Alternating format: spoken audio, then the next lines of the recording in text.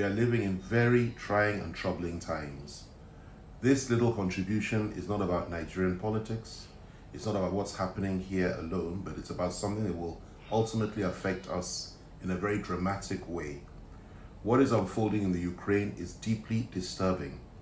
But more disturbing is the fact that most Nigerians, most Africans, indeed most people in the world, have not heard the other side of the story from the Russian perspective. There are always two sides to a story. If you go to court and hear just one side, and you don't hear the other, you can never administer justice. If you go and listen to what one person says and don't listen to the person that they are referring to has to say about a matter, you will never achieve justice. What is unfolding in the Ukraine, in the West, between Russia and NATO, something that may well end up as a third world war if we are not careful. First of all, you must appreciate the fact that Russia was encircled by NATO, literally, encircled by enemies. You must also appreciate the fact that they felt that it was unacceptable for the Ukraine to move too close to the West and even to contemplate the idea of having membership of NATO. The minute that happened, that is something that the Russians were bound to react to, And it was getting close to that. Imagine a situation whereby the Russian Federation had nuclear weapons and had a nuclear pact with Canada on the northern borders of America, or had a pact, military pact and nuclear weapons in Mexico on the southern border of America. Of course, that would be unacceptable to the Americans. Or for example, if Cuba had the same, the Americans would react in a very dramatic and forceful manner. And nobody would blame them for being forceful in the defense of their own motherland, and also to ensure that they are not able to be wiped off the face of the earth at one stroke because there's a nuclear power right next to them. That is the perspective of the Russians. There's another aspect that a lot of people don't know. Most of eastern Ukraine are peopled by Russian-speaking individuals who want to be part and parcel of the Russian Federation. Remember, there was one country before. They have separatist movements there that are fighting to leave Ukraine and be part of Russia. Rather like some people in this country believe that Biafra should break off from Nigeria. They have exercised their right of self-determination, say they want to be part of Russia, and they were being slaughtered by the Ukrainian forces, something that the West and the rest of Ukraine turned a blind eye to. You don't see that on CNN. They were being slaughtered on a daily basis. And the Russian Federation felt they needed to go in to protect those people and deliver them. So they took the Crimea, which was traditionally part of Russia a few years back. Now, after taking the Crimea a few years back, they now focused on Donetsk, which is another region, and one other region, I've forgotten the name now, in eastern Ukraine. And a few days ago, they marched in and literally occupied the place and saved the people that were being slaughtered there from the Ukrainian forces. And then they had to go a step further. And why did they have to do that? They felt threatened by the fact that the Ukrainian president and the Ukrainian government were too close to the West and were about to join NATO, or refused to say that they would never join NATO. And the greatest fear of the Russians is for a country on their direct border to join NATO. That would result in catastrophic things going on. And they didn't want that. So what they've done, they've gone in, and unfortunately, they have invaded. And I have no doubt that they will remove the president. They will put another president there who will guarantee the fact that the Ukraine will never join NATO and will continue to be almost like a buffer state between the Western powers, Western Europe, and Russia. That is the only way that the Russians will feel comfortable. Now, look at the other side. NATO has built up so many armaments and so much arms and nuclear bases all over Europe, right on the doorstep of Russia. The only ally that Russia has is Belarus, and of course the Chinese, and of course the Indians, who have refused to condemn what they're doing and has vetoed any acts against Russia at the Security Council, which I'm quite pleased about. Now, I'm not saying that I'm pro-Russia, I'm anti-Ukraine, or I'm anti-NATO. All I'm saying is that there is more than one side to this story. And we in this country have to stop relying on the BBC, CNN, and Al Jazeera to churn out what they are making you believe is the truth. It's not the truth. There's more than one side to the story. There's a different perspective, and there must be understanding, and you must have an informed opinion form whatever it is that you believe to be, your position based on informed facts, not on what CNN tells you or what they want you to believe.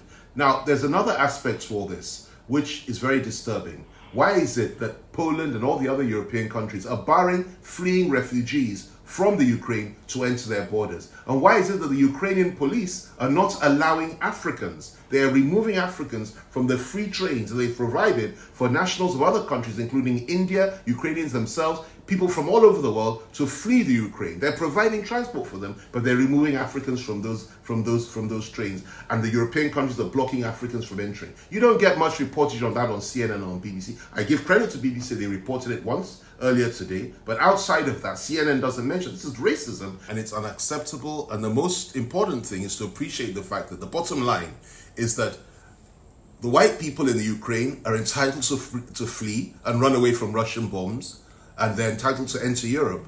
But the black people, African students in Ukraine, are being barred from doing so by the Ukrainians themselves and also by the European countries. Now, what does that tell you about the mindset of these people? Putin said something. He has described the Ukrainian government as basically fascists, right-wing nationalists and fascists who are essentially racist in character. I would have to say that I agree with that. But having said that, I do condemn the fact that civilians are being killed. This is unacceptable and this is wrong. And I call for peace on all sides. Peace, restraint, and understanding. But we in the rest of the world must understand that this clash and this conflict will ultimately affect us all, and I'll tell you why. It will affect us because, as I said earlier, ultimately there will be a clash between Russia on the one hand, backed by China and perhaps India and a few other very powerful countries in the world. And by the way, China and India also have massive nuclear arsenals. But on the one hand, you will have Russia, backed by China, perhaps India, one or two others. And on the other hand, you will have NATO in its full force and, backed by America. And, these are two very, very powerful sides. And what's going to happen? And it's being planned, it's being orchestrated. Just like Joseph Okechukwu has said, great writer and commentator of Nigerian stock, great guy. He analyzed it very, very well. I'd urge you to go and watch his videos. What's happening has been planned from years and years ago. It's going to happen. It's being provoked. The Russians are being provoked into this. And what's going to ultimately happen is that there will be a clash. The likelihood is that ultimately the Europeans and NATO will end up, in a military conflict, but there will be something on the border, there'll be a miscalculation, there'll be a skirmish. Russian troops will end up tangling with NATO forces somewhere along the western border of the Ukraine. This is after the occupation has been completed.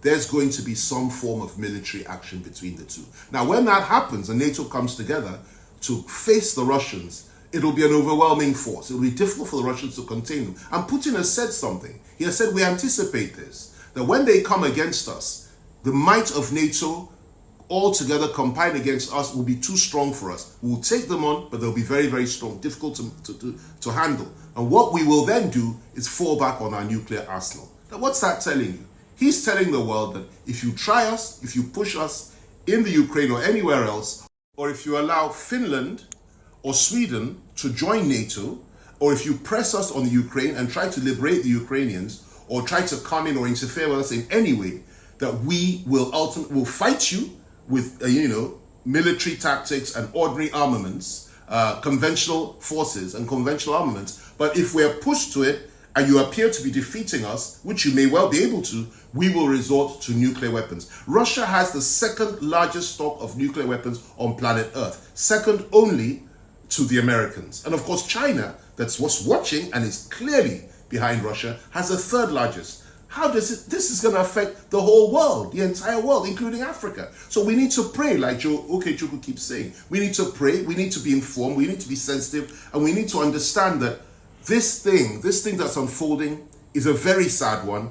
Sadly, it is also prophetic, and by God's grace, he will deliver us from this terrible, terrible conflict that is about to be foisted on the world. What I've outlined here may not happen immediately. It's what you call a totalitarian tiptoe, as David Icke would say. It's step by step, well calculated, but it's going to happen. And this will lead to the Third World War. It doesn't mean it'll lead to the end of the world, but it'll lead to the Third World War. Now, we pray against this. I hope I'm wrong. But our position as Nigerians and Africans is to be informed, to be prayerful, and to pray that we are not affected in a way that, is something that we can never recover from. That's my prayer for this country. And I suggest we focus on things like that rather than constantly looking within and criticizing one another and insulting one another and talking about things that are essentially irrelevant, because right now we are fighting for the survival of humanity from a very, very evil force that wants to plunge the world into a Third World War. Now let me end with this. I deplore the killing and the slaughter of civilians. I want to be very clear on that. And my heart goes out to what the Ukrainian people are suffering today. They're being bombed left, right, and center. They're being driven from their cities. Hundreds of thousands of refugees are pouring over the borders into Europe. They've been thoroughly destabilized. They're being humiliated, and they're being stripped bare. But it was predictable and it was avoidable. President Zelensky made a fundamental mistake. He played into the hands of the West. He allowed them to use him as a puppet. They pushed him over the brink, caused him to provoke Russia. Russia attacked, and now they've left him all on his own. What is happening there? The blame has to be fully and squarely on the shoulders of the president. 1 month ago, I predicted this would happen, and I posted it. And I warned, and I sent a warning to Zelensky and the Ukrainians that they needed to do what? Get sense, as the Nigerians would say. Well, they didn't get the sense. Now, the West has now left them. NATO has now left them. They are all on their own. Their cities are being bombed. Their people are being killed. They're being pauperized. They're being tortured. They're being bombed to smithereens by the Russians. And nobody's there to help them other than to say, oh, sanctions, sanctions, sanctions. Yes, of course, they'll impose sanctions. But this is the first chapter of a very long book, because it'll get a lot worse. And when the real conflict starts, Ukraine will be on the front line of battle. And that is where the tragedy will really be made manifest. When nuclear bombs are thrown over European cities, Eastern cities, Russian cities, American cities, and when they touch Africa as well, and there's a major conflict here, that is when people will appreciate the fact that when I said Zelensky needed to get sense and not be used by the West to goad Russia and provoke her into doing what she's doing today, that I was absolutely right. Well, let's keep praying. We pray for Ukraine, we pray for Russia, we pray for America, we pray for NATO, we pray for everybody.